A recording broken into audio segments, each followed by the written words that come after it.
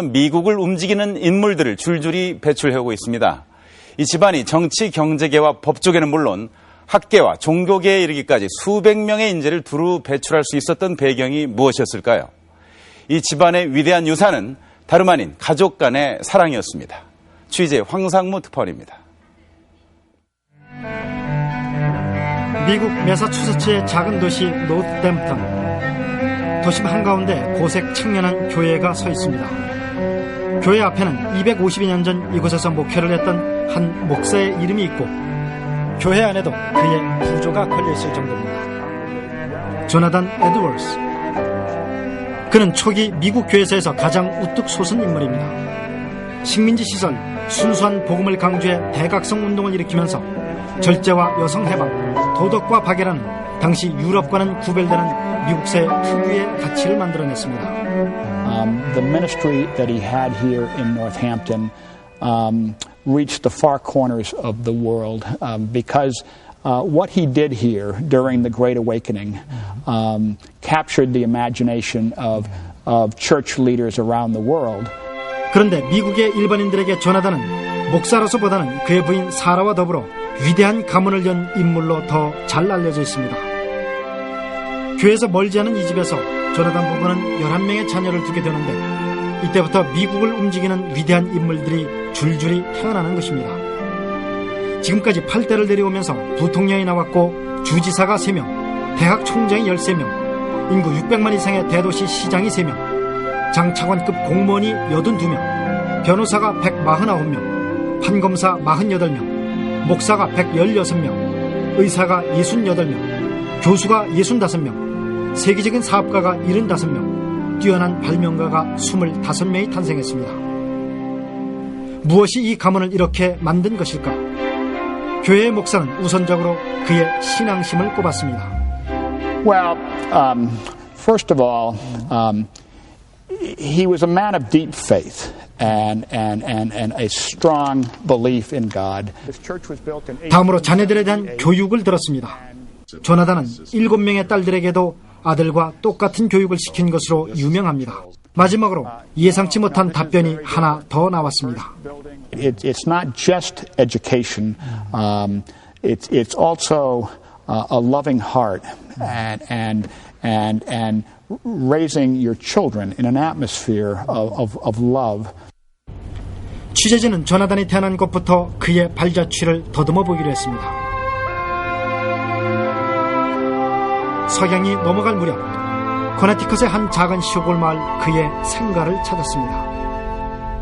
조나단은 원래 이 자리에 있었던 작은 시골 교회에서 태어났습니다.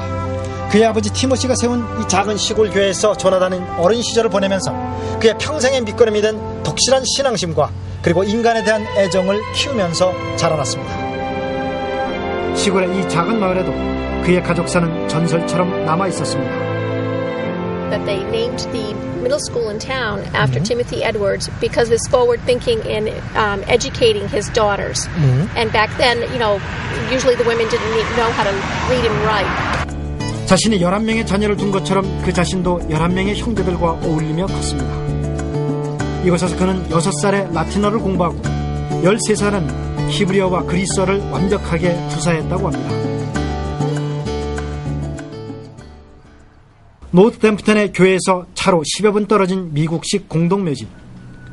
조나단과 사라의 표석이 서 있고 그의 11명 자녀들과 후손들의 무덤이 있는 것입니다. 마침 한국의 교회 관계자 몇 사람이 조나단의 가족 묘지를 찾았습니다.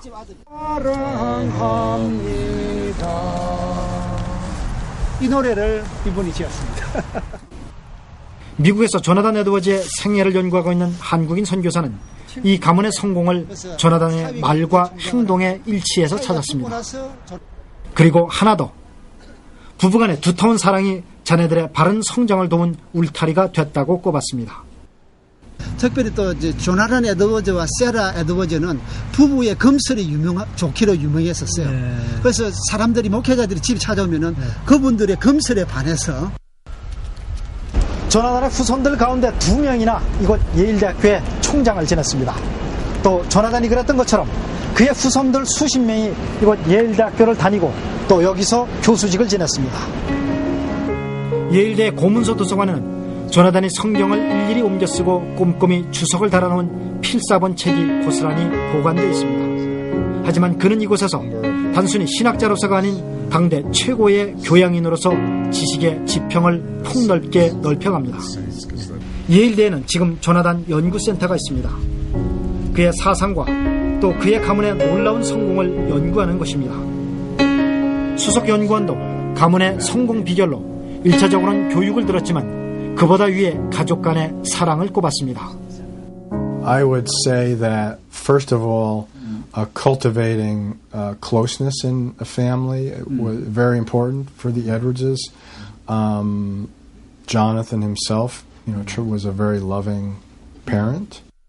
조나단 가문과 정반대로 대대로 범죄자와 마약 중독자로 가득 찬 주크스라는 가문과 비교해보면 사랑의 힘이 얼마나 큰지 알 수 있다고도 했습니다. 그는 특히 부부간의 사랑을 강조했습니다. He and his wife had a very loving relationship. He called it a spiritual union. So that was very important. And so that bond between father and mother helped to create the atmosphere of the whole family where they felt very close. 미국 최고 명문가의 비결은 독실한 신앙과 교육의 투자, 그리고 이보다 위에 가족 간의 사랑, 특히 부부 간의 금슬에 있었음을 그의 후손들과 이를 연구한 전문가 집단, 심지어 교회까지 인정하고 있었습니다. 당대에는 별로 열매가 없는 것 같은데 갈수록 열매가 커져가지고 정말로 세계적인 위대한 가문이 되는 걸 보니까 심는 대로 거둔다는 걸 우리가 알 수 있습니다. 세계 제1의 사교육비와 조기 유학, 기러기 아빠라는 말이 생길 정도로 지독한 교육 열풍이 몰아치는 우리 사회에 조나단과 사라는 엄마 아버지의 사랑이 아이들을 크게 만들고 가문을 위대하게 만든다는 지극히 평범하고도 놀라운 사실을 일깨워 주고 있었습니다.